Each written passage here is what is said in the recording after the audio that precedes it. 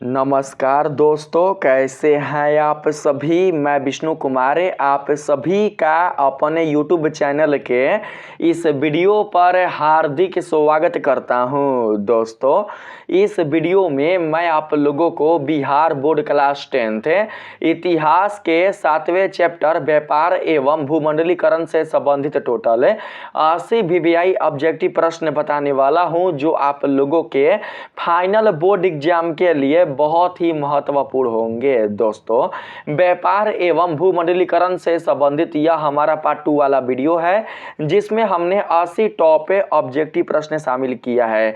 इस वीडियो को आप लोग ध्यान से देखिएगा, क्योंकि ये सारे प्रश्न आप लोगों के फाइनल बोर्ड एग्जाम के लिए बहुत ही उपयोगी होंगे। तो चलिए बिना देर किए शुरू करते हैं अपने आज के इस वीडियो क्लासेज को। दोस्तों, यहाँ पर हमारे पास पहला सवाल है, जर्मनी में महामंदी के समय कितने लोग बेरोजगार हो गए। आपको बताना है बेरोजगारों की संख्या।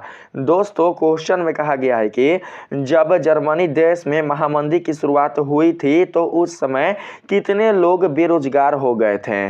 तो आपके ऑप्शन है लगभग 20 लाख है, लगभग 35 लाख है, लगभग 60 लाख या फिर लगभग 75 लाख है। तो यहाँ पर 81 का सही आंसर होगा हमारा लगभग 60 लाख। याद रखेंगे, जर्मनी में जब महामंदी आई थी, जर्मनी में जब महामंदी की शुरुआत हुई थी, आर्थिक महामंदी की शुरुआत जब जर्मनी देश में हुई थी, तो बाबू उस देश में लगभग 60 लाख लोग बेरोजगार हो गए थे। उनकी रोजी रोटी उनसे छीन चुकी थी। तो सही आंसर 81 का हमारा ऑप्शन नंबर सी करेक्ट होगा। ठीक है, चलिए 82 नंबर के सवाल पर आते हैं। यहाँ पर बोला गया है, महामंदी का लाभ उठाकर जर्मनी में किसने सत्ता प्राप्त की। तो दोस्तों, आप सभी को पता होगा कि जब जर्मनी महादेश में, जर्मनी महादेश नहीं है, महादेश है यूरोप, यूरोप महादेश में जर्मनी आता है। ठीक है, जब जर्मनी देश में आर्थिक महामंदी की शुरुआत हुई थी, तो उस समय महामंदी का लाभ उठाकर उस देश में किसने सत्ता प्राप्त की थी। तो सही आंसर होगा हिटलर। ठीक है, हिटलर ने ही सत्ता प्राप्त की थी, वहां पर उसने अपना आधिपत्य जमाया था। तो right answer option number D होगा। ठीक है, 82 का सही आंसर हिटलर होगा, याद रखेंगे। चलिए अगले नंबर के सवाल पर आते हैं। इसमें आप लोगों से कहा गया है, ब्रिटेन में महामंदी के समय लगभग कितने लोग बेरोजगार हो गए। आपको ब्रिटेन देश के बारे में बताना है। जब ब्रिटेन देश में आर्थिक महामंदी की शुरुआत हुई थी, तो उस समय उस देश में रहने वाले कितने लोग बेरोजगार हो गए थे। तो राइट आंसर 83 का हमारा होगा बाबू 35 लाख। कितना? 35 लाख। याद रखेंगे, 35 लाख लोग ऐसे थे जो कि ब्रिटेन में महामंदी के समय बेरोजगार हो गए थे। तो right answer option number D 83 का होगा। ठीक है, चलिए अगले नंबर के सवाल पर आते हैं। यहाँ पर 84 नंबर सवाल में आप लोगों से पूछा गया है, महामंदी से निपटने के लिए किस प्रकार की आर्थिक नीति अपनाई गई। आपको बाबू उस आर्थिक नीति का नाम बताना है जिसका प्रयोग महामंदी से निपटने के लिए किया गया था। आपके ऑप्शन है वैश्वीकरण, समाजवाद, संरक्षणवाद या फिर साम्यवाद।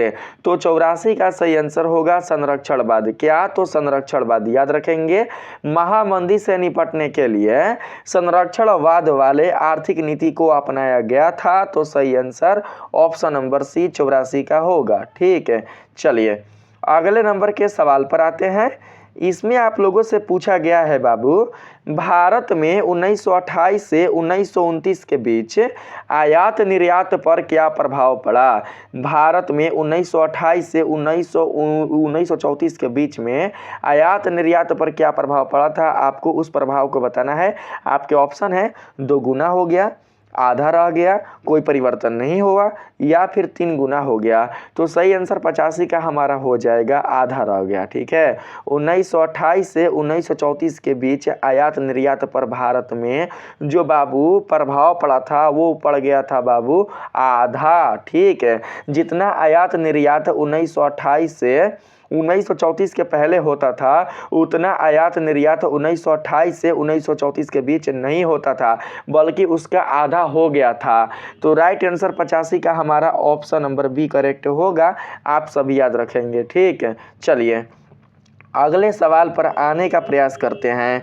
इसमें आप लोगों से कहा गया है 1928 से 1934 के बीच भारत में गेहूं की कीमतों में कितनी गिरावट आई?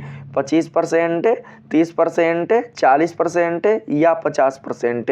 तो बाबू मैं आप सभी को बता दूं कि 1928 से 1934 के बीच भारत में गेहूं की कीमतों में जो गिरावट आई थी वो आई थी 50%। कितनी? तो 50%।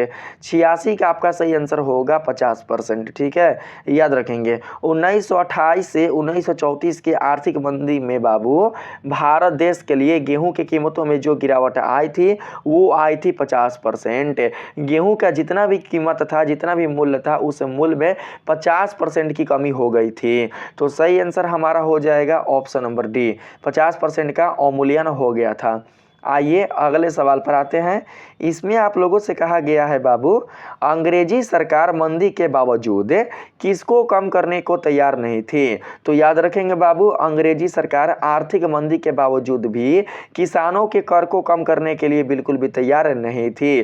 किसानों को कहीं से भी उन्हें कर देना था, कहीं से भी उन्हें कर अदा करना था। किसानों की स्थिति अच्छी हो या नहीं हो, उनके फसलों का उत्पादन हो रहा है कि नहीं हो रहा है, उससे अंग्रेजों का कोई मतलब नहीं था। किसानों के पास पैसा है कि नहीं है, या फिर उनके पास खेती की जो उपज है वो अच्छी हो रही है कि नहीं हो रही है, उससे अंग्रेजों को कोई भी लेना देना नहीं था। उन्हें बाबू कर किसानों से हर हालत में चाहिए होता था, और किसान जो होते थे वो बाबू अंग्रेजों को कर देते थे, भले वो भूखे क्यों ना रह जाएं। तो सही आंसर यहाँ पर हमारा हो जाएगा लगान। ठीक है, यहाँ पर कर तो नहीं है लेकिन लगान है। तो 87 के लिए बाबू आप लोग सही आंसर लगान को समझ कर रखिएगा। ठीक है, अंग्रेजी सरकार मंदी के बावजूद लगान बिल्कुल भी कम करने के लिए तैयार नहीं थी। जितना लगान था उतना वो लगान किसानों से वसूली करती थी। तो सही आंसर आप लोग लगान को याद रखेंगे। अगर लगान आपके आंसर में नहीं होगा, ऑप्शन में नहीं होगा, तो कर याद रखेंगे। ठीक है, कर। चलिए आते हैं 88 नंबर के सवाल में। इसमें कहा गया है महामंदी के समय भारत से किसका निर्यात आरंभ हुआ? जब भारत देश में महामंदी की शुरुआत हुई थी तो उस समय भारत से किसका निर्यात आरंभ हो गया था? आपके सामने ऑप्शन है रेशम का, चाय का, सोना का या लोहा का। तो राइट आंसर होगा हमारा सोना। क्या होगा? सोना। सोना बिल्कुल सही आंसर होगा।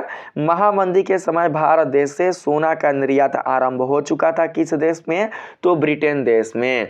तो राइट आंसर हमारा ऑप्शन नंबर सी होगा, क्योंकि ब्रिटेन देश के अंग्रेजों ने ही भारत देश में सोना की खोज की थी, सोना के बारे में पता लगाया था, और हमारे भारत देश से सोना को प्राप्त करके, सोना का बाबू सोना को निकालकर सोना जैसा जो खनिज है उसे प्राप्त करके वो अपने देश में निर्यात कर दिए थे। ठीक है, ताकि उन्हें काफ़ी मुनाफा मिले, काफ़ी उन्हें लाभ हो। चलिए बाबू आते हैं अगले नंबर के सवाल पर। 89 नंबर सवाल है आपका, किस आंदोलनों के प्रारंभ में महामंदी की भूमिका रही? आपको बताना है उस आंदोलन का नाम जिसके प्रारंभ में महामंदी की भूमिका रही थी। ऑप्शन है भारत छोड़ो आंदोलन, खिलाफत आंदोलन, सबनिया अवज्ञा आंदोलन या फिर होम रूल आंदोलन।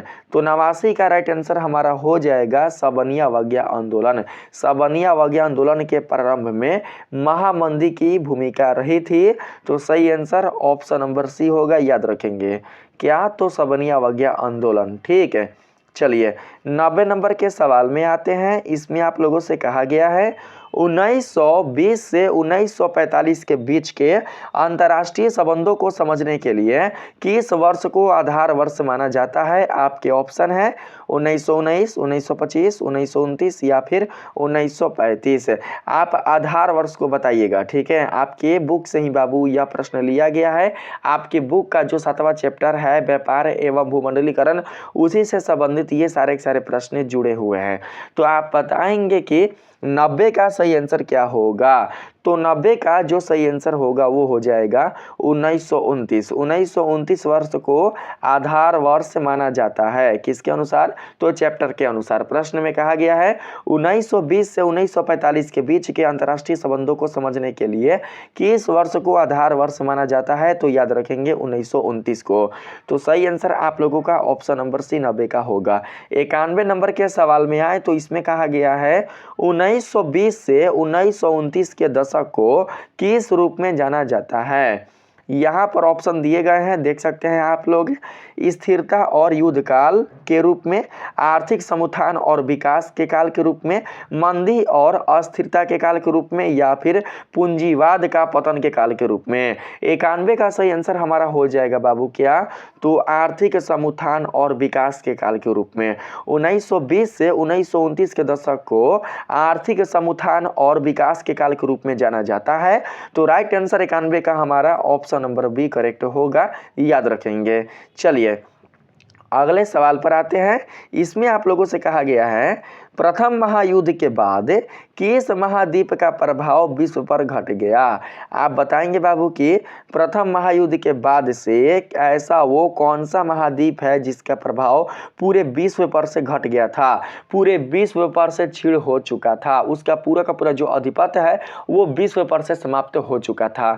तो सही आंसर हो जाएगा हमारा बाबू ऑप्शन नंबर 92 का हो जाएगा। कौन? तो यूरोप। ठीक है, यूरोप महाद्वीप का प्रभाव पूरे विश्व पर से हट गया था, घट गया था, लुप्त हो गया था। तो सही आंसर हमारा हो जाएगा ऑप्शन नंबर सी, याद रखेंगे। ठीक है, किस महादेश का? तो यूरोप महादेश का। चलिए आते हैं 93 नंबर के सवाल में। इसमें कहा गया है प्रथम महायुद्ध के बाद कौन कौन से देश शक्तिशाली राष्ट्र बनकर उभरे? जब प्रथम महायुद्ध की समाप्ति हुई थी तो प्रथम महायुद्ध के समाप्ति के बाद ऐसे वो कौन से देश हैं जो कि शक्तिशाली राष्ट्र बनकर उभरे थे? तो दोस्तों यहाँ पर हमारा सही आंसर होगा कौन? तो अमेरिका, जापान, सोवियत संघ यानी कि रूस। 93 का राइट आंसर हो जाएगा बाबू ऑप्शन नंबर बी। प्रथम महायुद्ध के बाद अमेरिका, जापान, सोवियत संघ, रूस, ये तीनों देश ही विश्व के लिए शक्तिशाली राष्ट्र बनकर उभरे थे, विश्व में सबसे पावरफुल देश बनकर आए थे। तो सही आंसर हमारा 93 का ऑप्शन नंबर बी होगा। ठीक है, ये तीनों शक्तिशाली राष्ट्र बनकर उभरे थे प्रथम महायुद्ध के बाद, क्योंकि इनकी आर्थिक स्थिति खराब होने के बावजूद भी अच्छी हो गई थी। ठीक है, कुछ समय के बाद इनकी आर्थिक स्थिति काफी अच्छी हो गई थी और इन देशों ने बहुत ही ज्यादा तकनीकी के आधार पर अपना जो विकास है वो कर लिया था। बहुत ही ज्यादा तकनीकी के आधार पर उन्होंने अपनी प्रसिद्धि प्राप्त कर ली थी पूरे विश्व में। ठीक है, चलिए आते हैं 94 नंबर के सवाल में। इसमें यहाँ पर आप लोगों से कहा गया है प्रथम महायुद्ध के बाद अमेरिका में आर्थिक संकट का कारण क्या था? प्रथम महायुद्ध के बाद अमेरिका में आर्थिक संकट का जो मुख्य कारण था वो था बाबू क्या? तो सट्टेबाजी। 94 का सही आंसर हो जाएगा। 94 का सही आंसर सट्टेबाजी नहीं होगा, मांग में कमी होगा। क्या होगा? मांग में कमी ना। जब अमेरिका में वस्तुओं के मांग में कमी होने लगी, जब अमेरिका से वस्तुओं का निर्यात कम मात्रा में होने लगा, मांग में कमी होने लगी, तो बाबू उस समय उस स्थिति में अमेरिका में आर्थिक संकट उत्पन्न हो गया था। तो राइट आंसर बाबू 94 का हमारा ऑप्शन नंबर सी होगा। ठीक है, और यह काल जो था आर्थिक मंदी का अमेरिका में जो काल था, जो समय था, वो था 2 वर्षों का। कितना? 2 वर्षों का। 2 वर्षों के बाद अमेरिका की आर्थिक स्थिति काफी अच्छी हो गई थी, काफी सुधर गई थी। उसने दोस्तों बहुत ही ज्यादा विकास कर लिया था। किसने? तो अमेरिका देश ने। चलिए आते हैं 95 नंबर के सवाल में। यहाँ पर कहा गया है 1922 के बाद अमेरिका में क्या हुआ? 1922 के बाद अमेरिका में क्या हुआ था? तो सही आंसर हो जाएगा हमारा तकनीकी उन्नति और औद्योगिक विस्तार। मैंने बताया ना बाबू, जब अमेरिका देश में आर्थिक मंदी की शुरुआत हुई थी तो आर्थिक मंदी की शुरुआत हो जाने के 2 वर्ष बाद ही अमेरिका दोस्तों क्या किया था? काफ़ी प्रगति कर लिया था, काफ़ी उसने उन्नति प्राप्त कर ली थी। किसके आधार पर? तो तकनीकी के आधार पर। अमेरिका में रहने वाले जो लोग थे उन्होंने अपने तकनीकी और बौद्धिक क्षमता के आधार पर काफ़ी अपने देश में प्रसिद्धि प्राप्त कर लिया था। अपने देश में काफ़ी दोस्तों उन्होंने नए नए जो उपकरण है उसका आविष्कार कर लिया था, जो कि अन्य देशों में बिल्कुल भी नहीं हुआ था। इस प्रकार से अमेरिका विश्व के अन्य देशों से काफ़ी शक्तिशाली हो गया था। और उसके पास अगर हम बात करें पूंजी का, तो पूंजी भी बाबू उसके पास बहुत ही ज़्यादा हो गया था, क्योंकि अमेरिका में ऐसे ऐसे बाबू मशीनें बन गए थे, ऐसे ऐसे तकनीकों के सहायता से उपकरणों का निर्माण हो गया था कि अमेरिका अब बाबू विश्व का एक पूंजीवादी वाला राष्ट्र बन चुका था। ठीक है, यानी कि अगर किसी देश के पास पूंजी नहीं है, किसी देश के पास अगर पैसे की कमी है, तो अमेरिका उसे कर्ज देकर खड़ा कर सकता था, उतना क्षमता उसके पास था। किस देश के पास? तो अमेरिका के पास। ठीक, तो सही आंसर होगा हमारा ऑप्शन नंबर बी। याद रखेंगे 1922 के बाद अमेरिका में जो हुआ वो हुआ तकनीकी उन्नति और औद्योगिक विस्तार, और औद्योगिक विस्तार के कारण ही अमेरिका में पूंजीवाद की शुरुआत हुई। और पूंजीवाद की शुरुआत हो जाने के बाद अमेरिका दोस्तों पहले से तो शक्तिशाली था राष्ट्र के आधार पर और सैन्य शक्ति के आधार पर, अब पूंजी के आधार पर भी बाबू वो काफ़ी शक्तिशाली हो चुका था। ठीक है, पूंजी यानी कि पैसे के आधार पर भी जो अमेरिका देश था वो काफ़ी पावरफुल अन्य देशों की तुलना में हो चुका था पूरे विश्व भर में। तो याद रखेंगे। चलिए 96 नंबर के सवाल में आते हैं। इसमें आप लोगों से कहा गया है 1928 से 1929 में अमेरिका में कितनी कारों की बिक्री हुई? बताएंगे आप लोग 1928 से 1929 के बीच अमेरिका में टोटल कितने कारों की बिक्री हुई थी? तो याद रखेंगे इसका सही आंसर हो जाएगा हमारा बाबू 50 लाख। कितना? 50 लाख।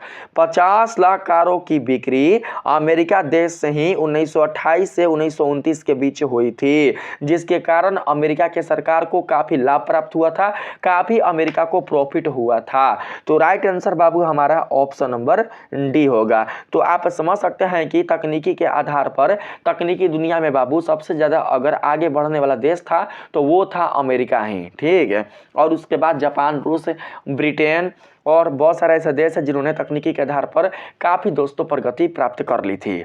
यहाँ पर अगर हम बात करें 97 नंबर के क्वेश्चन का, तो इसमें आप लोगों से कहा गया है आर्थिक विकास का एक नकारात्मक परिणाम अमेरिका में क्या देखने को मिला? तो बाबू नकारात्मक परिणाम जो देखने को मिला था वो मिला था सत्ता और आर्थिक शक्ति का कुछ हाथों में केंद्रित होना। अमेरिका के कुछ हाथों में सत्ता और आर्थिक शक्ति केंद्रित हो चुकी थी। तो राइट आंसर हमारा ऑप्शन नंबर बी 97 का होगा। आप सभी याद रखेंगे। ठीक है, आर्थिक विकास के नकारात्मक परिणाम के कारण अमेरिका में बाबू अमेरिका के कुछ हाथों में सत्ता और आर्थिक शक्ति का जो बाबू केंद्र है वो आ चुका था। तो सही आंसर ऑप्शन नंबर बी 97 का होगा। याद रखेंगे। यहाँ पर अगर हम बात करें 98 नंबर सवाल का, तो इसमें आप लोगों से कहा गया है 1920 से 1929 के बीच किस देश ने अपनी नई आर्थिक व्यवस्था का प्रचार प्रसार किया? तो याद रखेंगे रूस। किसने? रूस। 98 का सही आंसर होगा सोवियत संघ रूस। सोवियत संघ रूस ने ही 1920 से 1929 के बीच नई आर्थिक व्यवस्था का प्रचार प्रसार किया था, क्योंकि रूस में एक नई व्यवस्था लागू हुआ था जिसे नई आर्थिक नीति के नाम से जाना जाता है। ठीक है, तो याद रखेंगे बाबू। और जो रूस देश था वो कौन सा गुट का था? तो बाबू साम्यवादी गुट का था। साम्यवादी गुट का जो देश था वो था रूस, और पूंजीवादी गुट का जो देश था वो था अमेरिका। तो बिल्कुल भी आप लोग भूलने का प्रयास ना करेंगे। अगर प्रश्न आए कि पूंजीवादी गुट का देश कौन है तो आप लोग अमेरिका बताना, और अगर प्रश्न आएगा कि साम्यवादी गुट का देश कौन है, साम्यवादी गुट को नेतृत्व करने वाला देश कौन है, तो आप लोग रूस को बताइएगा। ठीक है, सोवियत संघ रूस। चलिए 99 नंबर के सवाल पर आते हैं। यहाँ पर पूछा गया है जापान ने आर्थिक प्रगति को बनाए रखने के लिए किस नीति को आक्रामक बनाया? जापान देश है उसने अपनी आर्थिक प्रगति को बनाए रखने के लिए उसकी जो आर्थिक प्रगति है, उसकी आर्थिक जो स्थिति है वो बिल्कुल भी स्थिति खराब ना हो, वो स्थिति बिल्कुल भी अस्थिर ना हो, छीड़ ना हो, लुप्त ना हो, वो बिल्कुल भी डगमगाए ना, उसके लिए जापान देश ने कौन से आक्रामक नीति बनाए थे? आपको उस नीति का नाम बताना है। जापान चाहता था कि हमारी आर्थिक स्थिति कभी भी ना खराब हो, हमारी आर्थिक जो स्थिति है वो कभी भी कम ना पड़ सके, कभी भी डावाडोल ना हो सके, बल्कि हमारा जो आर्थिक स्थिति, बल्कि हमारे देश की जो आर्थिक स्थिति हो वो दिन प्रतिदिन प्रगति ही करती चली जाए। हमारे देश की जो आर्थिक प्रगति हो वो बाबू दिन प्रतिदिन चरमोत्कर्ष पर ही चली जाए। ऐसा बाबू किसका सोच था? तो जापान देश का था। ठीक है, याद रखेंगे। तो आप सभी बताएंगे 99 का सही आंसर। तो 99 का सही आंसर हो जाएगा साम्राज्यवादी महत्वाकांक्षा। साम्राज्यवादी महत्वाकांक्षा वाले नीति को ही आक्रामक बनाया जापान देश ने अपनी आर्थिक प्रगति को बनाए रखने के लिए। तो right answer option number B होगा, याद रखेंगे। ठीक है, चलिए 100 नंबर के सवाल पर आते हैं। इसमें आप लोगों से बोला गया है जापान ने किस देश पर आक्रामक नीति अपनाई थी? तो सही आंसर हो जाएगा हमारा 100 का ऑप्शन नंबर सी, यानी कि चीन।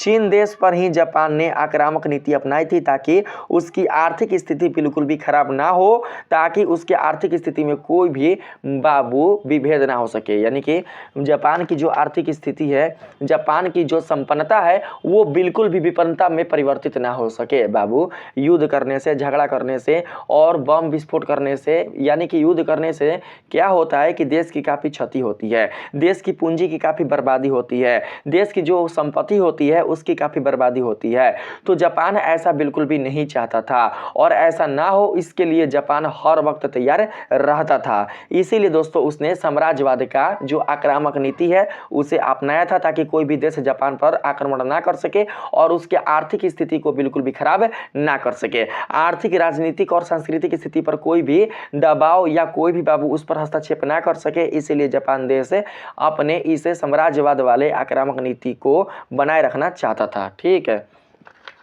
यहाँ पर आप लोगों का सही आंसर चीने होगा, याद रखेंगे। चलिए आते हैं 101 नंबर के सवाल पर। इसमें आप लोगों से कहा गया है प्रथम विश्व युद्ध के बाद भारत को किसका सामना करना पड़ा? औद्योगिक क्रांति का, राजनीतिक सुधार का, आर्थिक संकट का या फिर सांस्कृतिक आंदोलन का? तो राइट आंसर हमारा हो जाएगा 101 का बाबू, ऑप्शन नंबर सी, आर्थिक संकट का। प्रथम विश्व युद्ध के बाद भारत में भी आर्थिक मंदी की शुरुआत हुई थी। भारत की जो आर्थिक स्थिति थी वो भी काफ़ी दोस्तों वो भी काफ़ी खराब हो चुकी थी। भारत में दोस्तों खाने के लिए लाले पड़ चुके थे, भारत में अनाज की कमी हो चुकी थी, पैसों की कमी हो चुकी थी, बाजार ठप पड़ चुके थे और यहाँ भी जो पूंजी थी वो बाबू गिर चुकी थी। यहाँ के मूल्यों में भी अवलुमन हो चुका था। कहाँ पर? तो हमारे भारत देश में। तो बोला गया है प्रथम विश्व युद्ध के बाद भारत को किसका सामना करना पड़ा था? तो याद रखेंगे आर्थिक संकट का। जब हमारा भारत देश बाबू आज़ाद हुआ था उस समय भी और जब प्रथम विश्व युद्ध की समाप्ति हुई थी उस समय भी हमारे भारत देश की जो स्थिति थी वो बहुत ही खराब थी, बहुत ही दोस्तों जर्जर थी। हमारे भारत देश के लोगों की जो स्थिति थी वो बहुत ही दोस्तों दयनीय हो चुकी थी। ठीक है, जब भारत देश में दोस्तों आर्थिक स्थिति खराब हो जाएगी, लोग बेरोजगार हो जाएंगे, लोगों के पास कमाने का कोई भी अगर साधन नहीं होगा, जो बाबू खाने के लिए संसाधन होंगे हमारे देश में वो भी समाप्त हो जाएंगे, वो भी दोस्तों अगर नष्ट हो जाएंगे, अगर वो भी क्षीण हो जाएंगे तो हमारे देश के जो लोग होंगे वो खाने के लिए कहाँ जाएंगे? आप ही बताइए। वो जीने के लिए क्या करेंगे? उन्हें कोई रोजगार नहीं मिलेगा, कोई काम नहीं मिलेगा, तो वो अपना बाबू जीविका चलाने के लिए क्या करेंगे? जीविका ना चला पाने के कारण लोग क्या करेंगे बाबू? लोग मरने के लिए मजबूर हो जाएंगे, दर दर भटकने के लिए मजबूर हो जाएंगे। तो आप समझ सकते हैं कि प्रथम विश्व युद्ध के बाद जिस प्रकार से दोस्तों अन्य देश आर्थिक मंदी के प्रभाव में आए थे, ठीक है, इसी प्रकार से बाबू जो हमारा भारत देश था वो भी आर्थिक मंदी के प्रभाव में आ चुका था। लेकिन अगर हम बात करें फ्रांस का, तो फ्रांस बिल्कुल भी आर्थिक मंदी के प्रभाव में नहीं आया था। ठीक है, इसलिए नहीं आया था क्योंकि उसने जर्मनी से बहुत ही ज़्यादा बाबू पैसे प्राप्त कर लिए थे। जर्मनी से हर्जाना के रूप में बहुत ही ज़्यादा उसने पैसे प्राप्त कर लिए थे, जिसके कारण फ्रांस देश पर आर्थिक मंदी का कोई प्रभाव नहीं पड़ा था। वहाँ के संपन्नता पर कोई भी दोस्तों प्रभाव नहीं पड़ा था, कोई भी इफेक्ट नहीं पड़ा था। तो सारे देशों में एक फ्रांस ऐसा देश था जहाँ पर आर्थिक मंदी की शुरुआत होने के बावजूद भी आर्थिक मंदी का कोई प्रभाव नहीं पड़ा था। ठीक है, चलिए आते हैं 102 नंबर के सवाल में। इसमें आप लोगों से कहा गया है भारत में राष्ट्रीय चेतना के प्रसार का एक प्रमुख कारण क्या था? भारत में राष्ट्रीय चेतना का जो प्रसार हो रहा था तो उस प्रसार का जो मुख्य कारण है, जो प्रमुख कारण है वो क्या है? तो सही आंसर हो जाएगा बाबू स्वराज का वायदा पूरा ना होना। स्वराज का वायदा क्या होना? तो पूरा ना होना बाबू। मैंने आप लोगों को पिछले वाले चैप्टर के माध्यम से बताया था कि जो ब्रिटेन की सरकार है उसने भारत के क्रांतियों को, भारत के जो बाबू स्वतंत्रता सेनानी है, भारत के जो नागरिक नागरिक हैं, भारत के जो लोग हैं, उनसे उन्होंने कहा था कि आप हमारे साथ प्रथम विश्व युद्ध में शामिल हो जाएं, आप प्रथम विश्व युद्ध में हमारी सहायता करें। जो ब्रिटेन देश है वो भारत के नागरिकों को, भारत के लोगों को, भारत के योद्धा को बोला था कि आप हमारे साथ प्रथम विश्व युद्ध में हेल्प करें, प्रथम विश्व युद्ध में शामिल हो और हमारा साथ दें। जब प्रथम विश्व युद्ध की समाप्ति हो जाएगी, अगर हम विजयी हो जाते हैं तो उसके बाद आपको आपका स्वराज्य मिल जाएगा, आपको आपके स्वराज्य की प्राप्ति हो जाएगी, आप स्वतंत्र हो जाएंगे। लेकिन जैसे ही प्रथम विश्व युद्ध की समाप्ति के बाद बाबू, जैसे ही प्रथम विश्व युद्ध की समाप्ति के बाद प्रथम विश्व युद्ध खत्म होता है तो उसके बाद ब्रिटेन सरकार अपने वायदे से मुखर जाता है, अपने वादों से बाबू वो पलट जाता है और हमारे भारत देश को बिल्कुल भी स्वराज नहीं दे पाता, उन्हें स्वतंत्रता नहीं दिला पाता। तो इसी कारण बाबू राष्ट्रवाद की भावना पूरे भारत में जोर से पकड़ने लगती है, भारत में क्रांति की जो भावना है वो जोर से दोस्तों दौड़ने लगती है और लोग अब स्वराज की मांग करने के लिए आगे बढ़ने लगते हैं। कब? तो बाबू 1947 से पहले, हमारे भारत देश में आज़ादी से पहले। तो याद रखेंगे, भारत में राष्ट्रीय चेतना के प्रसार का जो प्रमुख कारण था वो था स्वराज का वायदा पूरा ना होना। अगर ब्रिटेन देश हमारे देश को स्वतंत्र कर देता, हमारे देश के लोगों के हाथ में हमारे देश की सत्ता को दे देता, तो बाबू हमारे भारत देश के लोग बिल्कुल भी अंग्रेजों से युद्ध नहीं करते हैं। हमारे जितने भी महापुरुष थे, जितने भी हमारे बड़े बड़े जो बाबू महापुरुष थे, जो स्वतंत्रता सेनानी थे, वो बिल्कुल भी बाबू नहीं मरते, उनका बलिदान बिल्कुल भी नहीं होता। लेकिन उन्होंने अपने बलिदान से, अपने त्याग से आज हमारे इस देश को आज़ाद किया है। ठीक है, चलिए यहाँ पर 103 नंबर के सवाल पर आने का प्रयास करते हैं। इसमें आप लोगों से कहा गया है न्यू डील शब्द किससे संबंधित है। जो बाबू न्यू डील है वो किससे संबंधित है, न्यू डील वाला जो शब्द है वो किससे संबंधित है। तो याद रखेंगे जन कल्याण योजना से। किससे? जन कल्याण योजना से। बाबू न्यू डील बाबू कहाँ पर किया गया था लागू? तो अमेरिका देश में। कहाँ पर? अमेरिका देश में। किसके लिए? तो अमेरिका के जन कल्याण के लिए। अमेरिका के कुल जितने भी लोग हैं, अमेरिका के जो भी नागरिक हैं, उनके कल्याण के लिए ही न्यू डील वाले शब्द का प्रयोग किया गया था और यह न्यू डील एक नीति से संबंधित था और उस नीति के कारण, उस नीति के आधार पर ही अमेरिका के आर्थिक स्थिति को सुधार करने का प्रयास किया गया था और अमेरिका की आर्थिक जो स्थिति थी वो बाबू सुधर भी चुकी थी, क्योंकि अमेरिका के जो लोग होते हैं, अमेरिका के जो नागरिक होते हैं, वो अपने सरकार का साथ देते हैं, वो अपने सरकार की बातों को मानते हैं। सरकार जैसा करती है वैसा ही अमेरिका के नागरिक करते हैं। लेकिन अगर हम बात करें अपने भारत देश का, तो बाबू भारत देश का जो सरकार है, अगर वो जैसा कहती है वैसा भारत देश के जो नागरिक है वो नहीं करते हैं। अगर भारत देश का नागरिक भी सरकार द्वारा चलाए गए नीतियों का पालन करने लगे, सरकार द्वारा चलाए गए नियमों को बिल्कुल भी ना तोड़े, उनके बातों को फॉलो करने लग जाए, उनके बताए हुए कानून का पालन करे, तो हमारा भारत देश भी कई दोस्तों आगे जा सकता है, कई देशों से आगे जा सकता है। ठीक है, और आगे गया भी है। ऐसा नहीं है कि हमारा जो भारत देश है वो आगे नहीं गया है, आगे गया है। आज हमारे भारत देश की जो गिनती होती है वो विश्व के चुने गए बड़े बड़े देशों में होती है, विश्व में चुने गए बड़े बड़े चुनिंदा देशों में होती है। लेकिन हमारे इस भारत देश को और आगे ले जाने की आवश्यकता है। हमारे इस भारत देश को एक नंबर पर, वन बाबू नंबर पर ले जाने की आवश्यकता है। एक समय होता था जिस समय भारत को विश्व गुरु कहा जाता था। तो दोस्तों ऐसे ही अपने भारत देश के इस परंपरा को बनाए रखना है ताकि पूरा का पूरा जो विश्व है वो हमारे इस भारत देश को विश्व गुरु के नाम से जाने। और अगर हमारे देश में कोई भी अगर आर्थिक संकट उत्पन्न होता है, कोई भी अगर आर्थिक स्थिति में खराबी आती है, आर्थिक स्थिति अगर डावाडोल होती है, तो भारत देश के सरकार के साथ साथ जो भारत देश के नागरिक हैं उनका भी कर्तव्य बनता है कि हम अपने भारत देश के इस आर्थिक संकट में एक दूसरे का साथ दे, एक दूसरे का सहायता करें, एक दूसरे के सहायक बने, बिना किसी जाति पाति धर्म के भेदभाव के। ठीक है, ना कोई धर्म के बाबू भेदभाव करना है, ना कोई जाति का भेदभाव करना है, ना ही कोई बाबू लिंग का भेदभाव करना है और ना ही ऊंच नीच का भेदभाव करना है। हम सभी भारतवासी हैं और हमारा एक ही कर्तव्य अपने देश को बचाना, अपने देश को किसी के भी पराधीन नहीं होने देना।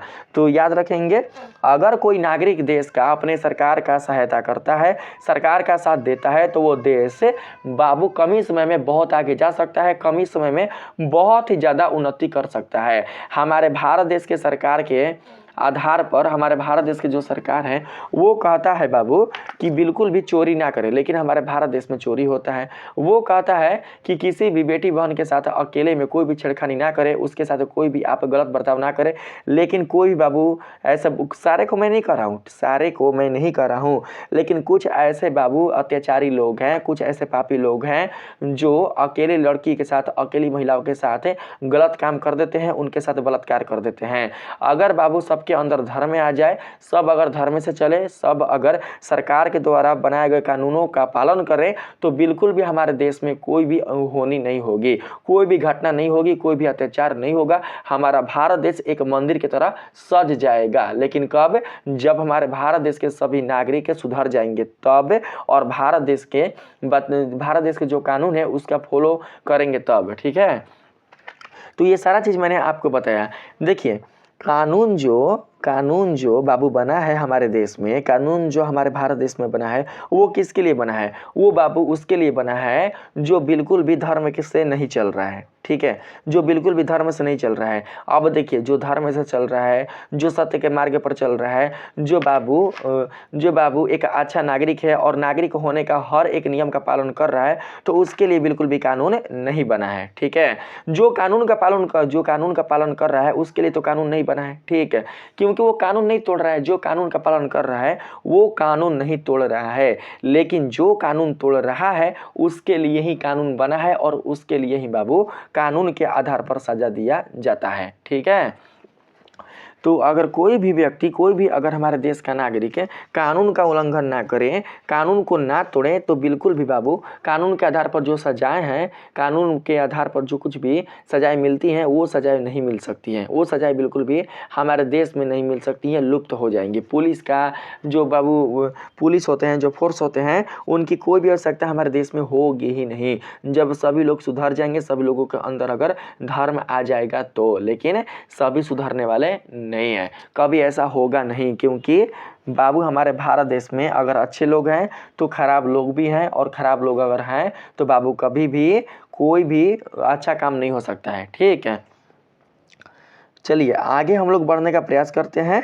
104 नंबर के सवाल में पूछा गया है, न्यू डील नीति किस देश में लागू की गई थी? तो याद रखेंगे 104 का सही आंसर होगा अमेरिका।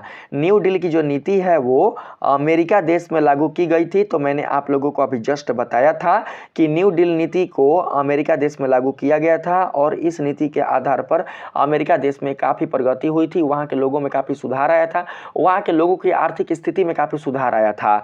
तो सही आंसर बाबू ऑप्शन नंबर बी होगा ना। चलिए 105 नंबर सवाल है आपका, न्यू डील नीति का मुख्य उद्देश्य क्या था? तो बाबू सही आंसर होगा 105 का ऑप्शन नंबर बी, कृषि और उद्योग में संतुलन लाना।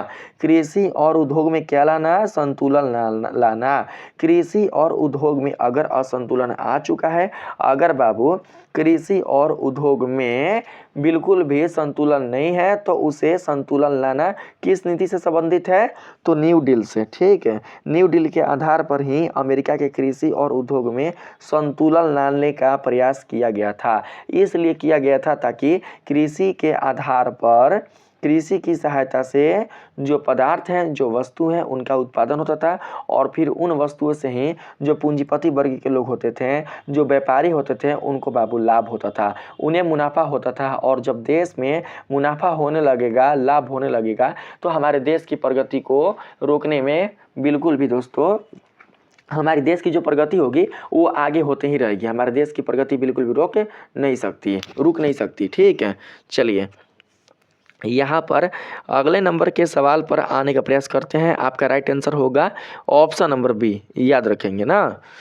प्रथम विश्व युद्ध के बाद बाबू, प्रथम विश्व युद्ध के बाद अमेरिका की जो कृषि और उद्योग है उसमें काफ़ी दोस्तों बिगाड़ हो चुका था। ठीक है, कृषि की व्यवस्था काफ़ी ख़राब हो चुकी थी, उद्योग की जो व्यवस्था थी वो भी काफ़ी ख़राब हो चुकी थी। तो उन व्यवस्थाओं को सुधारने के लिए ही, उन व्यवस्थाओं में संतुलन लाने के लिए ही न्यू डील वाले नीति को लागू किया गया था अमेरिका के राष्ट्रपति के द्वारा।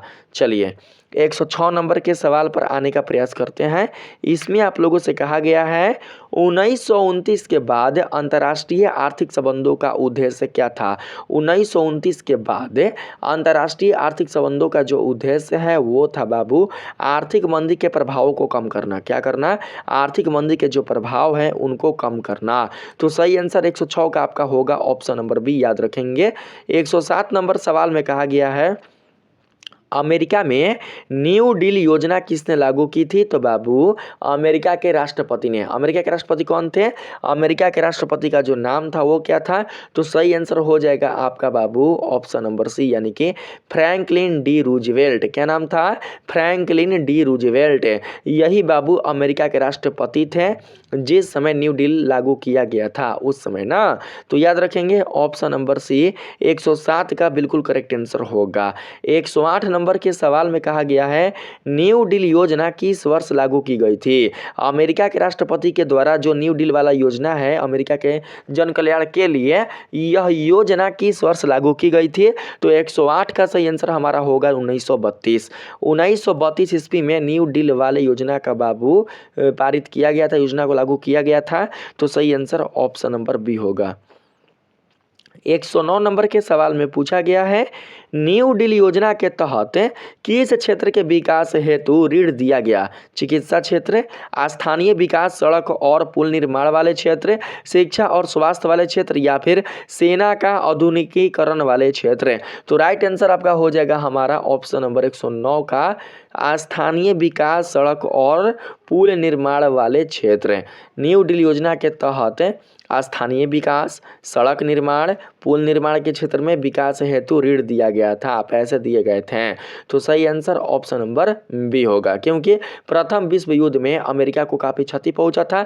अमेरिका के जो भी बाबू संपन्नता थी, अमेरिका की जो भी संपत्ति थी वो बर्बाद हो चुकी थी। ठीक है, देखिए हमारे देश में जो भी सड़क होते हैं, जो भी पुल होते हैं, जो भी फैक्ट्रियाँ होती हैं, जो भी कंपनियाँ होती हैं, जो भी उद्यान होते हैं, जो भी बड़े बड़े बिल्डिंग्स होते हैं, ये सब क्या है? ये सब हमारे भारत देश की न पूंजी है, हमारे भारत देश की न संपत्ति है। जो यातायात के साधन है, जो दोस्तों सरकारी जितने सारे सरकारी बाबू जो भी सरकारी संस्थान है, सरकारी जितने सारे बाबू स्थान है, ये जितने भी आप देख रहे हैं, ये सभी क्या है? ये सभी के सभी हमारे भारत देश के संपत्ति है। और जब इसका बाबू क्षति होगा, जब इन संपत्तियों का क्षति होगा, तो इससे हमारे भारत देश को भी क्षति होगा। हमारे भारत देश की आर्थिक स्थिति में काफ़ी दोस्तों कमी आएगी, काफ़ी दोस्तों बिगाड़ आएगी। तो बाबू अगर किसी भी देश की आर्थिक स्थिति को सुधारना है तो उसके लिए उस देश की आर्थिक स्थिति को क्या करना पड़ेगा? आर्थिक स्थिति को बिगड़ने से बचाना पड़ेगा और कोशिश करना पड़ेगा कि उस देश के अधिकांश लोगों को रोजगार मिले, कोई भी लोग बेरोजगार ना हो और लोग इस तरीके से आमदनी करें, इस तरीके से पैसा कमाए ताकि वो अपना पेट पालने के साथ साथ अपने परिवार का भी पेट अच्छे से पाल ले और साथ ही दूसरे लोगों की भी मदद करें और सरकार की भी हेल्प करें। ठीक है, पैसे से उतना दोस्तों आमदनी कर सके, तब जाकर हमारे देश की आर्थिक स्थिति काफ़ी सुधर सकती है। जो बड़े बड़े बाबू उद्योगपति हैं, जो बड़े बड़े फैक्ट्री चलाने वाले जो मालिक हैं, उनके कारण ही ना हमारे देश की जो आर्थिक स्थिति होती है वो काफ़ी सुधर पाती है। हमारे आर्थिक स्थिति में कोई भी बाबू बिगाड़ नहीं देखा जाता है, कोई भी अवमूल्यन नहीं देखा जाता है। अगर गरीबों का देश रहता हमारा भारत देश, ज़्यादा अगर इसमें गरीब रहते हैं, ज़्यादा इसमें बाबू बिल्कुल भी अमीर लोग नहीं रह पाते हैं, बड़े बड़े कारखाना नहीं रहते, बड़े बड़े फैक्ट्री नहीं रहता, बड़ा बड़ा कंपनी नहीं रहता, बड़े बड़े इंडस्ट्री नहीं रहते, तो हमारा भारत देश भी आज गरीबों के देश में गिना जाता है। लेकिन ऐसा नहीं है, हमारे भारत देश में भी बहुत सारे ऐसे उद्योगपति हैं, बहुत सारे ऐसे पूंजीपति हैं, बहुत सारे ऐसे बाबू पूंजीपति वर्ग के लोग हैं जो हमारे भारत देश के पूंजी को आगे लेकर गए हैं, हमारे भारत देश की प्रॉफिट को आगे बढ़ाए हैं। ठीक है, जिससे कि हमारे भारत देश की आर्थिक स्थिति काफ़ी अच्छी हो पाई है। तो याद रखेंगे इसका सही आंसर 109 का ऑप्शन नंबर बी होगा। ठीक है, चलिए 110 नंबर के सवाल पर आते हैं।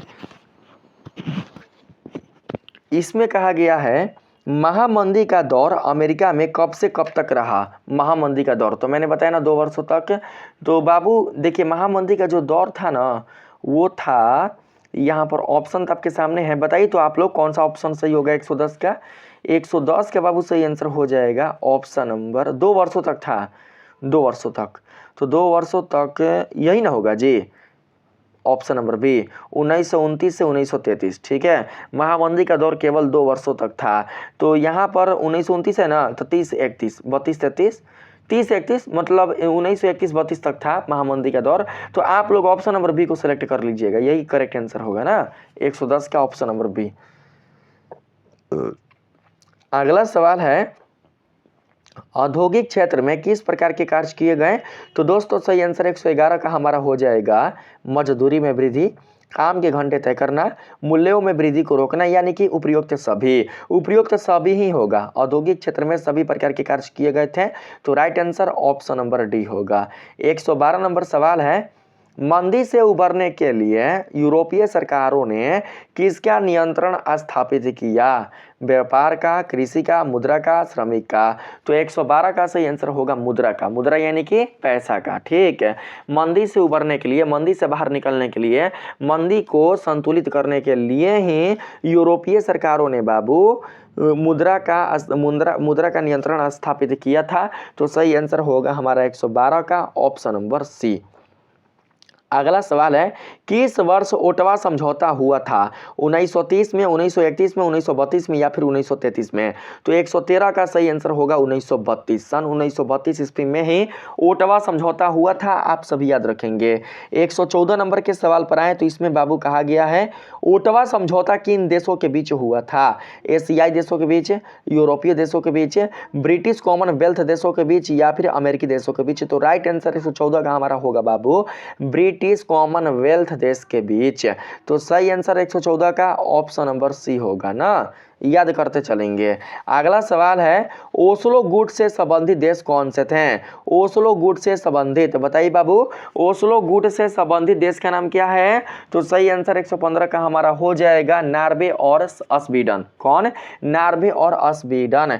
ओस्लो गुट से संबंधित देश का जो नाम है वो है नॉर्वे और स्वीडन। नॉर्वे और स्वीडन देश ही ओस्लो गुट से संबंधित हैं। तो राइट आंसर 115 का ऑप्शन नंबर ए होगा ना। चलिए अगले नंबर के सवाल पर आए तो इसमें कहा गया है लोजान सम्मेलन का मुख्य उद्देश्य क्या था। जो सम्मेलन है लोजान, उस सम्मेलन का जो मुख्य उद्देश्य था वो क्या था। तो राइट आंसर 116 का हमारा हो जाएगा ऑप्शन नंबर बी, क्षतिपूर्ति राशि को कम करना। जो क्षतिपूर्ति राशि है उसको कम करना, ठीक है, कम करना। तो राइट आंसर होगा हमारा ऑप्शन नंबर बी। यही बाबू जो फैसला है, यही जो बाबू नीति है वो लिया गया था किसमें, तो लोजान सम्मेलन में। ठीक है, अगला सवाल है 117 नंबर के सवाल में फ्रांस के किस विदेश मंत्री ने यूरोप में आर्थिक संघ बनाने का सुझाव दिया था। आपको फ्रांस के उस विदेश मंत्री का नाम बताना है जिन्होंने यूरोप में आर्थिक संघ बनाने का सुझाव दिया था। तो राइट आंसर हो जाएगा 117 का ऑप्शन नंबर बाबू ए, ब्रिया ने। किसने, ब्रिया ने ना, option number A correct answer होगा, याद रखेंगे। अगला सवाल है 1933 में लंदन सम्मेलन में कितने देशों ने भाग लिया था, 47, 57, 67 या 77। तो 118 का राइट आंसर होगा 67 देशों ने 1933 ईस्वी में लंदन में जो सम्मेलन हुआ था उसी में भाग लिया था। ठीक है, तो आप लोग बाबू 67 बताइएगा, 67 क्या है, तो 67 देशों की संख्या है। इतने देशों ने लंदन सम्मेलन में भाग लिया था 1933 ईस्वी में। अगला जो सवाल है 119 नंबर, इसमें आपसे पूछा गया है लंदन सम्मेलन का मुख्य उद्देश्य क्या था। लंदन का जो सम्मेलन हुआ था, लंदन में जो सम्मेलन हुआ था उस सम्मेलन का जो मुख्य उद्देश्य था वो क्या था बाबू। तो आपके ऑप्शन है युद्ध समाप्त करना, मुद्रा में स्थिरता और अंतर्राष्ट्रीय व्यापार में सहयोग बढ़ाना, साम्राज्यवाद फैलाना या फिर यूरोप में अधिनायकवाद स्थापित करना। तो 119 का सही आंसर होगा हमारा मुद्रा में स्थिरता और अंतर्राष्ट्रीय व्यापार में सहयोग बढ़ाना। तो करेक्ट आंसर आप याद रखेंगे ऑप्शन नंबर बी। ठीक है, चलिए अगला प्रश्न है अधिनायकवाद किस प्रकार की व्यवस्था है। जो अधिनायकवाद है वो बाबू किस प्रकार की व्यवस्था है, लोकतंत्र वाला, सभी शक्तियां एक व्यक्ति के हाथ में ऐसा वाला, समाजवाद वाला या फिर पूंजीवाद वाला। तो दोस्तों मैं आप सभी को बता दूं कि अधिनायकवाद जो व्यवस्था है वो है सभी शक्तियां एक व्यक्ति के हाथ में होने वाला से, यानी कि अधिनायकवाद में सभी की सभी जो शक्तियां केंद्रित होती हैं वो होती है किसी एक व्यक्ति के हाथ हाथ में, एक व्यक्ति के हाथ में ही सभी शक्तियों का संचालन होता है। देश के सभी शक्तियों का संचालन किसी एक व्यक्ति के हाथ से ही होता है, तो बाबू उसी को कहा जाता है अधिनायकवाद। जिस प्रकार से जर्मनी में हिटलर के द्वारा होता था, जर्मनी में जिस प्रकार से सारे बाबू केंद्रों पर, जर्मनी में सारे बाबू शक्तियों पर केवल और केवल हिटलर का ही अधिकार था, हिटलर ही जर्मनी के सारे शक्तियों को बाबू केंद्रित करता था, संचालित करता था। तो उसी प्रकार से आप समझ सकते हैं कि अगर किसी देश में किसी व्यक्ति के हाथ में सभी प्रकार की शक्तियों का संचालन आ जाएगा, तो ऐसी स्थिति में हम उसे अधिनायकवाद की संज्ञा दे सकते हैं। क्या संज्ञा दे सकते हैं? तो अधिनायकवाद की संज्ञा दे सकते हैं। तो अधिनायकवाद में क्या होता है बाबू की, अधिनायकवाद में देश की सभी शक्तियां एक व्यक्ति के हाथ में आकर केंद्रित हो जाती है। तो राइट आंसर हमारा 120 का ऑप्शन नंबर बी होगा, याद रखेंगे। यहां पर पूछा गया है आर्थिक मंदी का प्रभाव किस देश पर नहीं पड़ा। आपके ऑप्शन है जर्मनी, फ्रांस, रूस, इटली। तो मैंने बताया ना आप लोगों को, जर्मनी, फ्रांस, रूस, इटली में जो फ्रांस देश है उस पर बिल्कुल भी आर्थिक मंदी का प्रभाव नहीं पड़ा था, क्योंकि फ्रांस देश को जर्मनी बहुत सारा पैसा दे दिया था हर्जाना के रूप में। इसी कारण फ्रांस के आर्थिक मंदी पर कोई प्रभाव नहीं पड़ा था। यानी कि फ्रांस में जब आर्थिक स्थिति खराब हो गई थी, तो आर्थिक स्थिति खराब होने के बावजूद भी इसके स्थिति में कोई भी प्रभाव नहीं देखा गया था। ठीक है, चलिए आगे जो प्रश्न है 122 नंबर, इसमें कहा गया है बाबू, रूस में किस व्यवस्था का आकर्षण विश्व भर में बढ़ा। आपको उस व्यवस्था का नाम बताना है जिस व्यवस्था का आकर्षण पूरे विश्व में बढ़ा था। ठीक है, विश्व भर में बढ़ा था, विश्व भर में दोस्तों इंक्रीज हो पाया था। तो 122 का राइट आंसर होगा पूंजीवादी व्यवस्था। रूस है ना, तो पूंजीवादी नहीं होगा बाबू, साम्यवादी व्यवस्था। कौन सा व्यवस्था? साम्यवादी व्यवस्था। तो राइट आंसर 122 का हमारा हो जाएगा ऑप्शन नंबर बी। आप सभी याद रखेंगे, साम्यवादी व्यवस्था।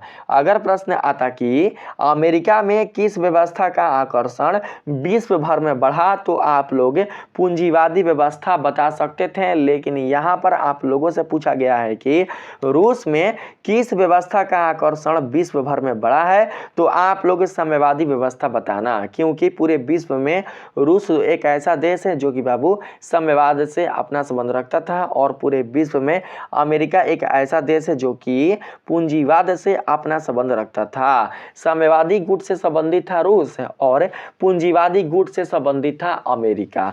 तो राइट आंसर हमारा होगा ऑप्शन नंबर बी 122 का। अगला जो सवाल है 123 नंबर, इसमें आप लोगों से कहा गया है बाबू, आर्थिक मंदी के दौरान इटली और जर्मनी में किस प्रकार की शासन प्रणाली का विकास हुआ। लोकतंत्र, समाजवाद, अधिनायकवाद या पूंजीवाद बताएंगे बाबू आप लोग की। जब आर्थिक मंदी के दौरान इटली और जर्मनी में बाबू शासन प्रणाली की शुरुआत हुई थी, तो कैसी शासन प्रणाली की शुरुआत हुई थी। तो राइट आंसर हो गया 123 का ऑप्शन नंबर बी वाला, यानी कि समाजवाद वाला। याद रखेंगे समाजवाद। 123 का सही आंसर होगा बाबू समाजवाद ना होगा, जर्मनी बोलेंगे ना, जर्मनी और इटली में। तो जर्मनी में तो आया था हिटलर और इटली में आया था बाबू स्टालिन ना, स्टालिन आया था और जर्मनी में हिटलर आया था। तो बाबू जानते हैं अधिनायकवाद होगा, अधिनायकवाद, क्योंकि जब स्टालिन आया था इटली में, तो बाबू पूरे इटली पर जितने भी बाबू पहले के नियम थे, उसने उस नियम को समाप्त कर दिया था और पूरे इटली पर अपना आधिपत्य जमा लिया था। यानी कि इटली को चलाने के लिए जो भी नियम होते थे, उन सभी नियमों को अपने आप में केंद्रित कर लिया था। उसके द्वारा ही, स्टालिन के द्वारा ही इटली का संचालन होता था। ठीक है, इसी प्रकार से अगर हम बात करें जर्मनी का, तो जर्मनी देश का भी संचालन बाबू किसके द्वारा होता था, तो हिटलर के द्वारा होता था। हिटलर के हाथों में ही जर्मनी देश का संचालन था, उसके अनुसार ही जर्मनी देश संचालित हो पा रही थी। तो ऐसी स्थिति में हम बिल्कुल भी समाजवाद का नाम नहीं देंगे, बल्कि अधिनायकवाद का नाम देंगे, क्योंकि अधिनायकवाद का जो संबंध है वो है बाबू किससे, तो तानाशाही से। किससे, तो तानाशाही से। जिस देश में तानाशाही होने लगे, तो आप लोग उसे अधिनायकवाद की संज्ञा दे सकते हैं, अधिनायकवाद आप उसे बोल सकते हैं। तो राइट आंसर बाबू हमारा हो गया 123 का ऑप्शन नंबर सी ना, याद रखेंगे। यहां पर सेलेक्ट कर लेते हैं, याद रखेंगे। ठीक है, अगला सवाल है आर्थिक मंदी के बाद तानाशाही तंत्र का प्रभाव किन अन्य देशों में भी पड़ा? तो सही आंसर होगा हमारा स्पेन, ऑस्ट्रिया और यूनान। बाबू, आर्थिक मंदी के बाद तानाशाही तंत्र का जो प्रभाव पड़ा था वो स्पेन, ऑस्ट्रिया और यूनान, इन तीनों देशों में ही पड़ा था। तो राइट आंसर हमारा हो जाएगा उपरयुक्त सभी। तो 124 का आप लोग ऑप्शन नंबर डी को याद रखेंगे। ठीक है, 125 नंबर के सवाल में आए तो इसमें कहा गया है आर्थिक मंदी के बाद यूरोप में उत्पन्न राजनीतिक व्यवस्था ने किस महायुद्ध को असंभवी बना दिया? असंभवी, असंभवी कहने का मतलब जो बिल्कुल भी संभव ना हो सके। ठीक है, आर्थिक मंदी के बाद यूरोप में उत्पन्न जो राजनीतिक व्यवस्था है उस व्यवस्था ने किस महायुद्ध को असंभवी बना दिया? तो सही आंसर होगा 125 का हमारा ऑप्शन नंबर बाबू बी, द्वितीय महायुद्ध। द्वितीय महायुद्ध को असंभवी बना दिया था। तो राइट आंसर हमारा ऑप्शन नंबर बी होगा 125 का। ठीक है, चलिए 126 नंबर के सवाल पर आने का प्रयास करते हैं। इसमें आप लोगों से कहा गया है द्वितीय महायुद्ध के बाद पुनर्निर्माण कार्य किसके तत्वाधान में आरंभ हुआ? तत्वाधान, राष्ट्र संघ, संयुक्त राष्ट्र संघ, यूरोपीय संघ या फिर विश्व बैंक? तो सही आंसर 126 का हमारा होगा बाबू यहाँ पर संयुक्त राष्ट्र संघ यानी कि कौन? तो रूस है। संयुक्त राष्ट्र संघ यानी कि रूस है, याद रखेंगे। द्वितीय महायुद्ध के बाद पुनर्निर्माण कार्य के लिए संयुक्त राष्ट्र संघ तत्वाधान में आरंभ हुआ था। तो करेक्ट आंसर होगा ऑप्शन नंबर बी।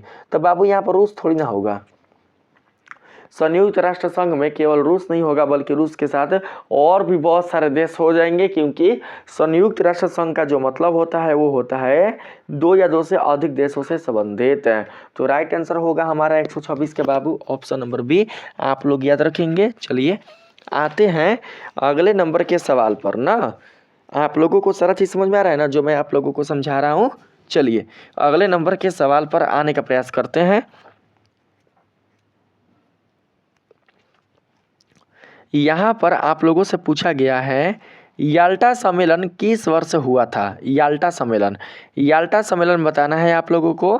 तो याल्टा जो सम्मेलन है वो हुआ था कब? तो 1945 में। कब? 1945 ईस्वी में याल्टा सम्मेलन हुआ था। तो करेक्ट आंसर आपका ऑप्शन नंबर बी होगा, याद रखेंगे। अगला प्रश्न है संयुक्त राष्ट्र संघ ने पुनर्निर्माण कार्य किसके माध्यम से किया? तो राइट आंसर हमारा क्या होगा बाबू यहाँ पर बताएंगे। जो संयुक्त राष्ट्र संघ है उन्होंने पुनर्निर्माण कार्य किसके माध्यम से प्रारंभ किया था? तो करेक्ट आंसर हो जाएगा 128 का अनुषंगी संस्थाओं के माध्यम से। किससे? अनुषंगी संस्थाओं के माध्यम से। जिन संस्थाओं पर उन्हें भरोसा था, जिन संस्थाओं पर उन्हें विश्वास था, उन संस्थाओं के माध्यम से ही उन्होंने पुनर्निर्माण कार्य को बाबू फॉलो किया था। पुनर्निर्माण वाला जो कार्य था उसको उन्होंने लागू किया था। तो राइट आंसर होगा हमारा ऑप्शन नंबर बी। किसने लागू किया था? तो संयुक्त राष्ट्र संघ ने। किसके लिए लागू किया था? तो आर्थिक मंदी में सुधार लाने के लिए। आर्थिक मंदी में सुधार लाने के लिए ही उन्होंने दोस्तों ये काम किया था।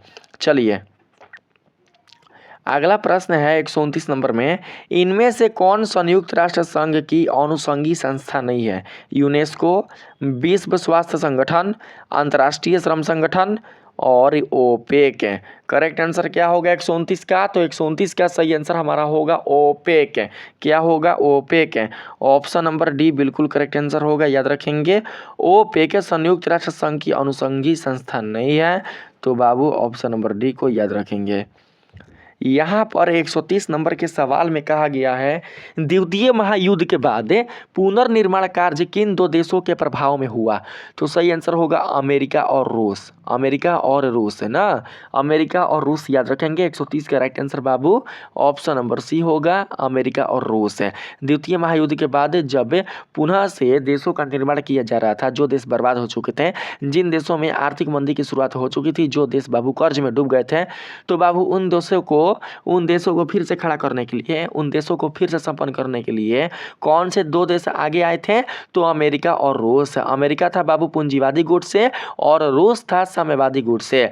रूस देशों में बाबू साम्यवाद का प्रसार कर रहा था और जो अमेरिका था वो बाबू देशों में पूंजीवाद का प्रसार कर रहा था और उन देशों से बाबू वो क्या कर रहा था? कच्चे माल की प्राप्ति कर रहा था। कच्चे माल भी दोस्तों बाबू उसे वहाँ से प्राप्त हो जाते थे क्योंकि उसने उन देशों को कर्ज दे रखा था। तो राइट आंसर आपका ऑप्शन नंबर सी होगा 130 का।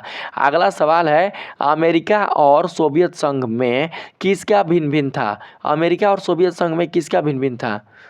मतलब अमेरिका और सोवियत संघ किसके आधार पर भिन्न भिन्न थे? किस व्यवस्था के आधार पर एक दूसरे से भिन्न थे?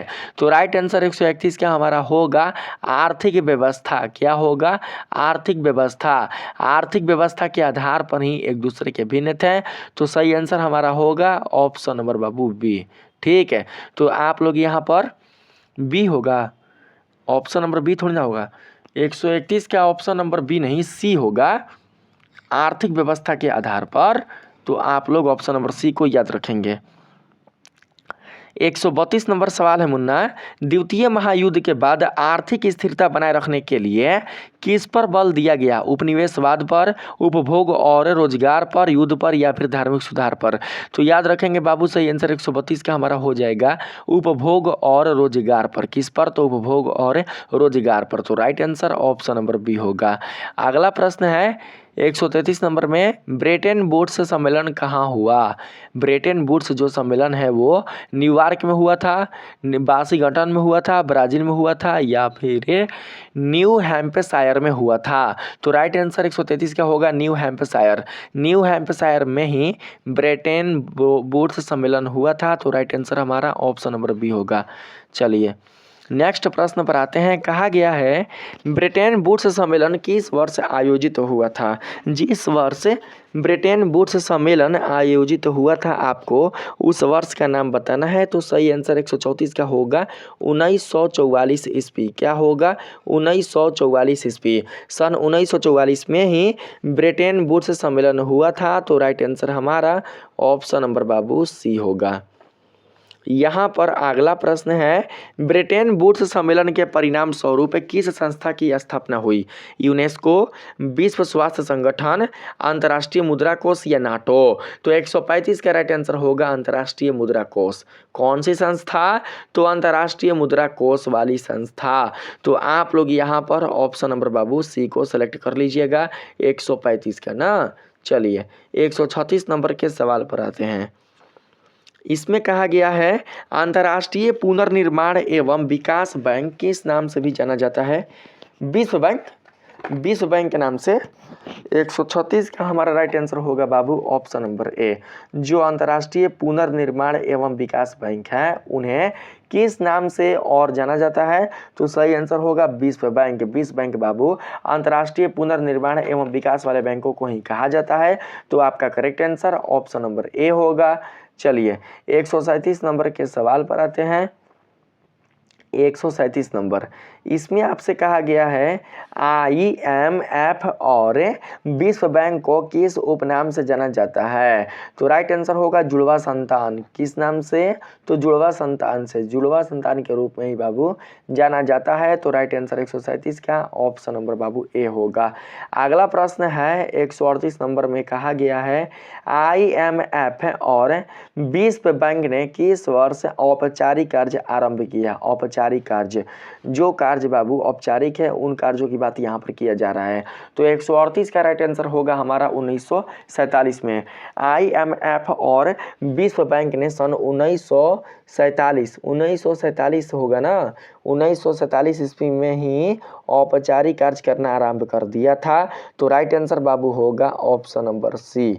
चलिए यहाँ पर नेक्स्ट प्रश्न है, संयुक्त राज्य अमेरिका का किस पर प्रभाव पड़ा। संयुक्त राष्ट्र अमेरिका का जो प्रभाव पड़ा था वो किस पर पड़ा था, राष्ट्र संघ पर, संयुक्त राष्ट्र संघ पर, IMF और विश्व बैंक पर, या फिर नाटो पर।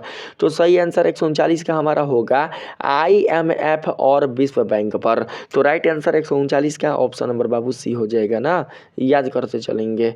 अगले नंबर के सवाल पर आए तो कहा गया है आप लोगों से बाबू, संयुक्त राज्य अमेरिका इन संस्थाओं के माध्यम से, संयुक्त राज्य अमेरिका इन संस्थाओं का उपयोग करके, माध्यम से नहीं, उपयोग करके नहीं, उपयोग किसके लिए करता है बताइए। तो संयुक्त राज्य अमेरिका इन संस्थाओं का उपयोग किसके लिए करता है, सैन्य शक्ति बढ़ाने के लिए। कौन सी संस्था कौन सी बताइए कौन सी संस्था। तो संयुक्त राष्ट्र संघ वाली संस्था, संयुक्त राष्ट्र संघ वाली संस्था, ठीक है। संयुक्त राष्ट्र संघ में जो बाबू प्रमुख था वो था अमेरिका देश।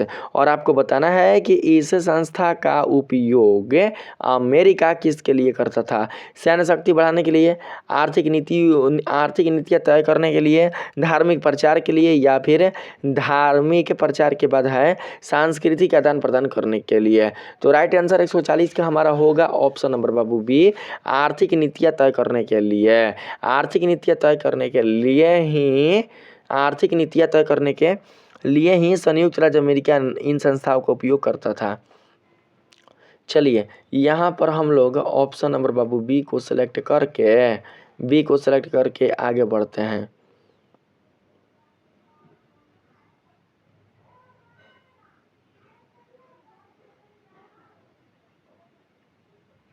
कहाँ गया 144 141।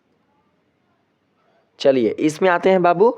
इसमें कहा गया है द्वितीय महायुद्ध के बाद कितने प्रमुख आर्थिक गुटों का विकास हुआ। तो दो, कितने, दो मैंने बताया ना, एक साम्यवादी गुट और एक पूंजीवादी गुट। तो राइट आंसर बाबू होगा ऑप्शन नंबर बी 141 का। अगला सवाल है, राज नियंत्रित अर्थव्यवस्था किस गुट की विशेषता थी। तो याद रखेंगे इसका सही आंसर 142 का हमारा हो जाएगा साम्यवादी गुट। किसकी विशेषता थी, तो साम्यवादी गुट की। तो right answer Munna option number B होगा, आप ले लीजिए। अगला प्रश्न है 143 नंबर में,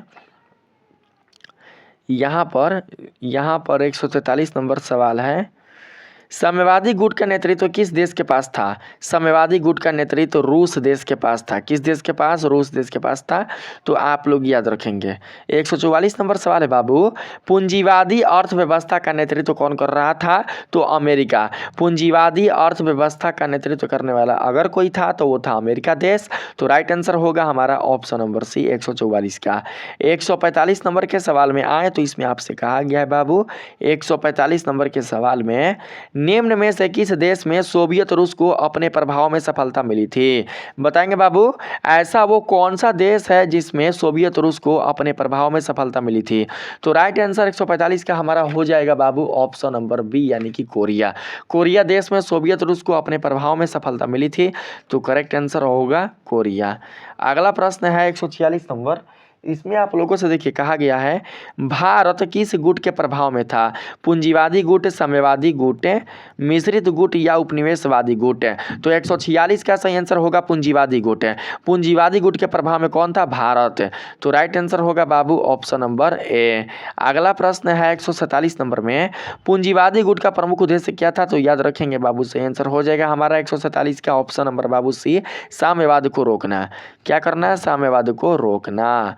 तो आप लोग ऑप्शन नंबर सी याद रखेंगे। अगला प्रश्न है यहाँ पर, दक्षिण अमेरिका और पश्चिम एशिया में किसने अपना प्रभाव बढ़ाया।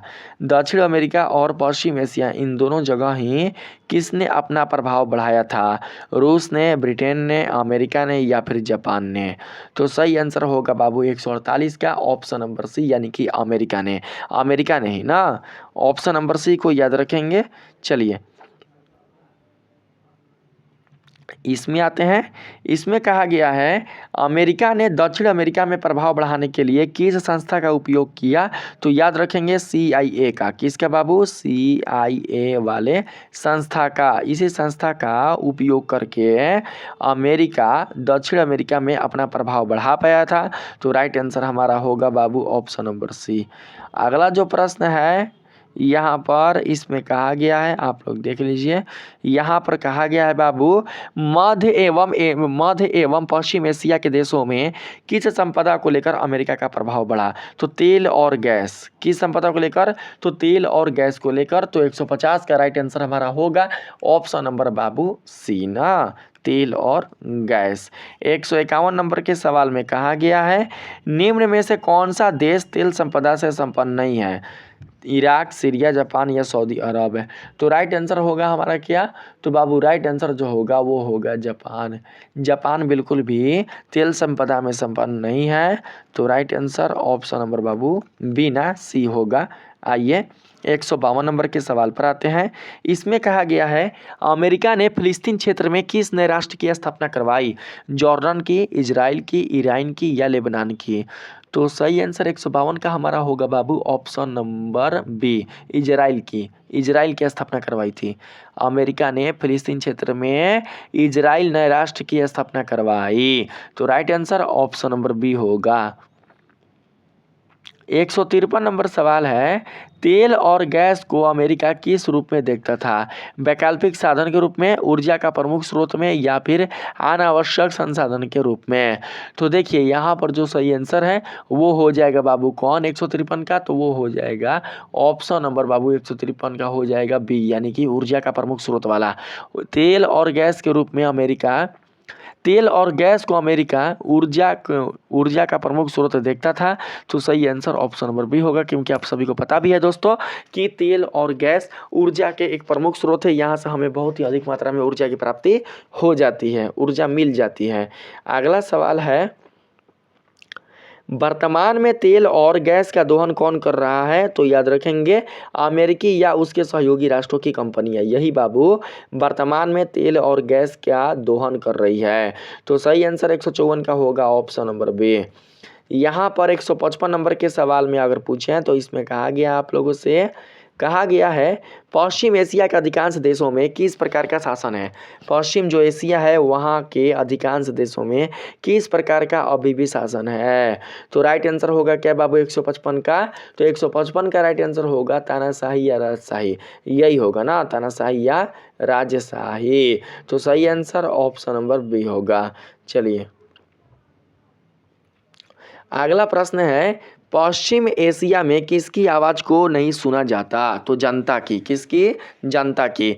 पश्चिम एशिया में जनता की आवाज़ को बिल्कुल भी सुना नहीं जाता है। तो राइट आंसर 156 का ऑप्शन नंबर बी होगा। 157 नंबर सवाल है बाबू, साम्यवादी अर्थव्यवस्था में उत्पादन का नियंत्रण किसके हाथों में होता है? तो याद रखेंगे इसका सही आंसर हो जाएगा 157 के बाबू उपभोक्ता के हाथ में। किसके? उपभोक्ता नहीं, राज्य सरकार। साम्यवादी अर्थव्यवस्था में उत्पादन नियंत्रण किसके हाथों में होता है? तो राज्य सरकार। राज्य सरकार बाबू बिल्कुल राइट आंसर होगा ऑप्शन नंबर बी। किसका? तो ऑप्शन नंबर बी हो, यानी कि 157 का 157 नंबर क्वेश्चन का आंसर हो जाएगा ऑप्शन नंबर बी। अब लास्ट है, यहाँ पर बोला गया है बाबू, पूंजीवादी अर्थव्यवस्था का मुख्य आधार क्या है? पूंजीवादी अर्थव्यवस्था का मुख्य आधार है बाजार और मुनाफा। यही दो आधार है ना, बाजार और मुनाफा। तो राइट आंसर क्या होगा बाबू? Option number A. 159 नंबर के सवाल में पूछा गया है, दक्षिण अमेरिका में अमेरिका ने किस तरीके से हस्तक्षेप किया? व्यापार, सैन्य बल का प्रयोग करके, राजनयिक वार्ता से या संस्कृति के आदान प्रदान से? तो राइट आंसर क्या होगा 159 का? 159 का हमारा सही आंसर हो जाएगा बाबू सैन्य बल का प्रयोग करके ना। तो ऑप्शन नंबर बी बिल्कुल करेक्ट आंसर होगा। अब अगला यहाँ पर लास्ट प्रश्न है बाबू, कहा गया है लास्ट प्रश्न में, अनमोल के प्रभाव में क्षेत्र में शासन प्रणाली किस प्रकार की थी? यहाँ पर बाबू मैंने गलत बोला, अनमोल बोला है ना। यहाँ पर बोला गया है कि अमेरिका के प्रभाव के क्षेत्र में शासन प्रणाली किस प्रकार की थी। थोड़ा सा बाबू मेरा मोबाइल जानते हैं फूट गया है ना, साफ साफ दिखाई नहीं दे रहा है। इसीलिए मिस्टेक हो जा रहा है, माफ़ी चाहते हैं आप लोगों से। कहा गया है अमेरिका के प्रभाव के क्षेत्र में शासन प्रणाली किस प्रकार की थी? तो याद रखेंगे बाबू 160 का सही आंसर हो जाएगा हमारा ऑप्शन नंबर बी, यानी कि तानाशाही और राजशाही। अमेरिका के प्रभाव के क्षेत्र में शासन प्रणाली तानाशाही और राजतंत्र यानी कि राजशाही वाली थी। तो राइट आंसर 160 का ऑप्शन नंबर बी होगा, याद रखेंगे ना। तो बाबू इस वीडियो में मैंने आप लोगों को टोटल आपके व्यापार एवं भूमंडलीकरण वाले चैप्टर से संबंधित 70 नहीं 80 VVI ऑब्जेक्टिव प्रश्न बता चुका है। अगर वीडियो अच्छा लगा है तो वीडियो को ज़्यादा से ज़्यादा शेयर कीजिएगा। अगर आपने अभी तक वीडियो को लाइक नहीं किया है तो जरूर से आप लोग वीडियो को लाइक भी कर दीजिएगा। चैनल को आप लोग बेल आइकन के साथ सब्सक्राइब बिल्कुल अच्छे से कर लीजिएगा ताकि कोई भी वीडियो आप लोगों तक पहले ही पहुंच जाए। ठीक है, मिलते हैं फिर से एक नए वीडियो में, तब तक के लिए आप सभी को धन्यवाद।